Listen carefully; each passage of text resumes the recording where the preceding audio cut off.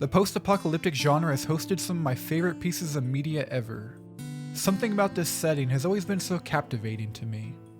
Throughout the years, there have been a ton of great post-apocalyptic video games, but without a doubt the most popular of these is Fallout. With over 55 million copies sold, Fallout is my favorite series of all time. So much so that we're not talking about it at all.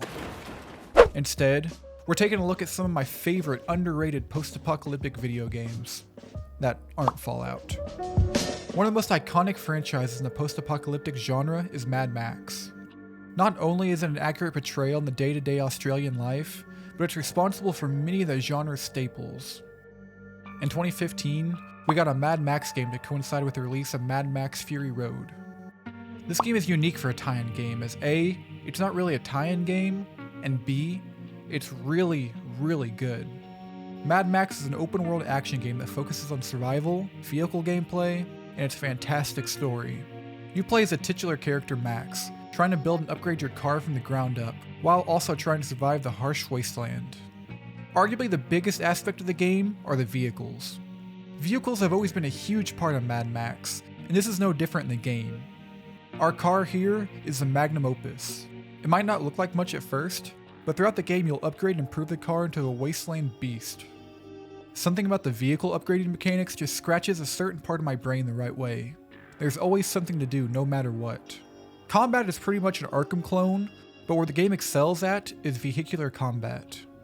I was a huge Twisted Metal fan growing up, so this is right up my alley. All this driving doesn't matter if you don't have anywhere to go, but luckily Mad Max features a stellar open world. The world is empty and barren, but not in a bad way. You can drive what feels like forever without seeing any signs of life, save from long dormant skeletons and tire tracks. Despite being 9 years old, the game still looks beautiful. Even though this turned out to be a great game, it unfortunately didn't sell very well. This is due to the fact that the big brains over at WB Games decided to release it the same day as this little game, you may have heard of it, Metal Gear Solid 5. We may never get a sequel to it, but Mad Max is a bona fide cult classic that is well worth your time.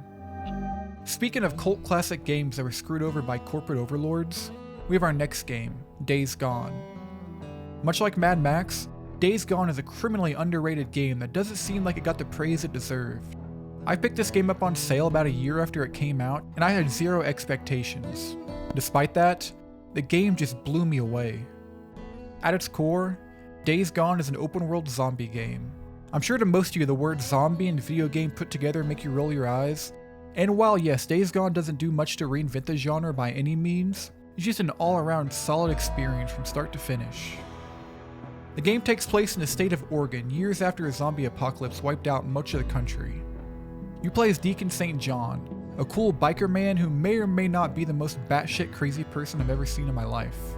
Yeah, you ever lose an arm, Cope? Maybe when you do, you'll find yourself wanting a bottle of whiskey, or 2, or 3, in the meantime! Story-wise, the game is pretty alright. I was surprised at how much it resonated with me at times, and there were more than a few emotional moments in the campaign, but the final third of the game really seemed to drag on. The gameplay is where Days Gone really shines. Much like Mad Max, there's a vehicle upgrade system present here with Deacon's bike. Throughout the game you'll find resources to make your bike faster, stronger, and more fuel efficient. Speaking of fuel, your bike does require gas, so you'll constantly be scavenging for fuel cans and abandoned gas stations. Combat is your typical third-person shooter setup. Nothing groundbreaking, but should feel comfortable and familiar to most players. One of the game's most unique aspects are the zombie hordes. These can be made of up to 500 zombies, and they're forced to be reckoned with well into the game. Hordes are the best part of the game in my opinion, and worth playing the game for alone.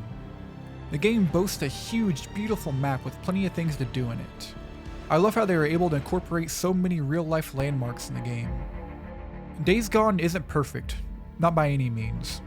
Even though it has its fair share of issues, I still think everyone should pick it up and give it a try. If Days Gone didn't fill the zombie-shaped void in your heart, our next game, Project Zomboid, just might. Now I know this looks like a flash game you'd play in the school computer lab in 2008, believe me when I say this might be one of the best games I've ever played. Project Zomboid is an isometric survival game that is honestly deep enough to warrant its own video. There's a lot to get into, so let's talk about my favorite part of the game: dying. Help me! Dying in video games is usually a negative thing, something to punish the player for their mistake, and the end goal is to get to the point where one no longer dies. Project Zomboid handles death a little bit differently. You are going to die in this game. A lot. It's not a question of if or how, but when. This might seem annoying on the surface, but with every new death, you learn something. You get a little further every time. You have to look at dying as a gameplay feature rather than a hindrance. The first thing you'll have to do when booting up the game is creating a character. Character creation here is deceptively deep. First, you'll have to choose an occupation. This determines your base skills. For example, doctors are better at first aid, while firefighters are better at using axes. The game also has a trait system.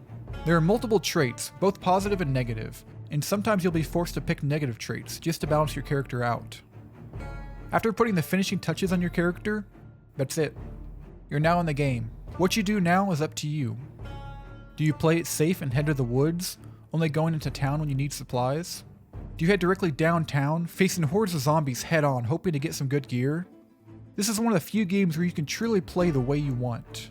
Whatever you do though, don't get too attached to anything, because much like in real life, you're probably gonna die. Here's the thing though, this doesn't mean it's over. When you create a new character, you're still in that same world, meaning all progress you made in the past is still out there, somewhere. You can even find the tragic outcome of your previous character firsthand. The amount of replayability this game has is actually insane. This short review is far from doing the game justice, but if you only take one thing away from this video, it should be to buy Project Zomboid. I've talked a lot about Fallout on this channel, but what if someone wanted Fallout, but cold? Metro is a series of post-apocalyptic first-person shooters based on the novels of the same name. Set in post-nuclear Russia, players will have to survive mutated creatures, deranged humans, and the perils of the Metro itself. Now, I actually already made a video on the first game that you can watch here, so instead, let's take a look at my favorite in the series, Metro Exodus. Unlike the previous entries, Metro Exodus is a semi-open world. This can be a negative for a lot of games, but Exodus handles it very well. The game opts to have these smaller hub areas, rather than some huge empty map. Don't let the size fool you though, there are plenty of things to do while exploring. One of Metro's strongest aspects is immersion. Everything you do in the game is seen through the protagonist's eyes. The lack of a detailed HUD only adds to this immersion. You are never taken away from this first-person view. So many games utilize the first-person perspective, but so few use it to its full potential. There's a certain vulnerability here that isn't present in most games. It seems like no matter what, you're always scrounging for supplies. Picking and choosing engagements based on pure resource scarcity is a common occurrence. Combat is fast and brutal. On higher difficulties, you can only take a few bullets before dying, and likewise to your enemies. Movement is grounded and heavy. When Artem attacks, it isn't a Hollywood dance like most games.